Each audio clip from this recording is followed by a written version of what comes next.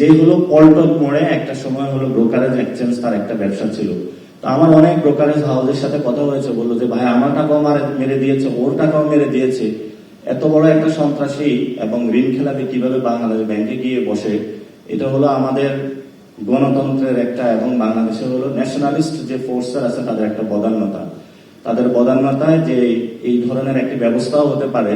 তো অনেক ব্রোকারেজ হাউসের যিনি মালিক আছেন তারাও এখন এসে বসে আছে, আমাদের কাছে লবিং করে, তো ও যদি হইতে পারে তাহলে আমি হইতে পারবো কেন, আমি তো ওর থেকে কম মেরেছি, ও তো আমার থেকে বেশি মেরেছে। এগুলো আমাদের দেশের অবস্থা। শেষ যে দুটা টপিক, পুঁজিবাজার উন্নয়ন। পুঁজিবাজারের মাফিয়া থেকে শুরু করে আজকে পুঁজিবাজারের অন্যতম মাফিয়া ছিল সালমান এফ রহমান। সে বলতেছেন এত গরম লাগতেছে যে আমি গরম বলে মারা যাবে। সে যে পুঁজিবাজারে অনেক মানুষকে নিঃস্ব করেছে, যেই মানুষগুলো হলো গলায় দড়ি লাগিয়ে আত্মহত্যা করেছে।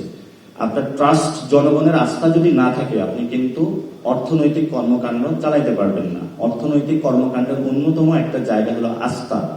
আস্থা যদি মানুষের মধ্যে না থাকে, আপনি যদি মনে করেন যে ঠিক আছে আমি অনেক কষ্ট করে ইনকাম করলাম, এই টাকাটা ব্যাংকে রাখলাম, ব্যাংকে রাখার পরে এসআর হলো ওই টাকাটা নিয়ে গেল, এবং ব্যাংকের কাছে যাওয়ার পরে ব্যাংক বললো যে একজন বড় মাফিয়ার কাছে আমি ইনভেস্ট করেছি, আমি এখন পাচ্ছি না, আমি এখন অসহায়, তোমার টাকা দিব কই থেকে।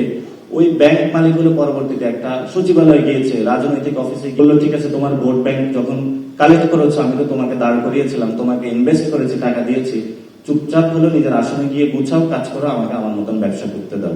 এই হলো আমাদের বর্তমান ব্যাংকিং সেক্টর এবং ব্যাংকিং খাতের অবস্থা। শেষ যে বিষয়টা, কর্মসংস্থান। কেন এটা জরুরি, আজকে আতিক ভাইকে অনেক ধন্যবাদ এই টপিকটা যোগ করার জন্য। কারণ আমাদের বর্তমান যারা তরুণরা, আমরা কিন্তু কয়েকদিন পরে বৃদ্ধ হচ্ছি, তারা আমাদের যারা প্রাইভেট সেক্টরে জব করছেন এবং সরকারি সেক্টরে জব করছেন, তাদের যদি পেনশন কাঠামো যদি সংস্কার না করা হয়, ভালো মতন গড়ে না তোলা হয়, সোশ্যাল সেফটি নিডস গুলো যদি তাদেরকে না দেওয়া হয়, তাহলে এই 50% তরুণ কিন্তু আগামী 10, 15, 20 বছর পরে তারা কিন্তু বৃদ্ধ হচ্ছে।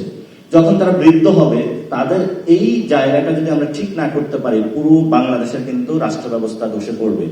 পরে দেখবেন পুরো বাংলাদেশে হলো সব বুড়াবুড়ি একসাথে রাস্তায় মিছিল করতেছে, তো সবাই তখন বলবে তরুণদের আন্দোলন দেখেছি, এখন যে বুড়ো বুড়িদের আন্দোলন দেখেছি। বুড়ো বুড়ি হসপিটালে যাবে, চিকিৎসা পাবে না। বুড়ো বুড়ি হলে রাস্তায় বলবে আমি আমার পেনশনের টাকা হলো ব্যাংকে রেখেছি, সেই ব্যাংক থেকে হলো দেউলিয়া করে চলে গেছে।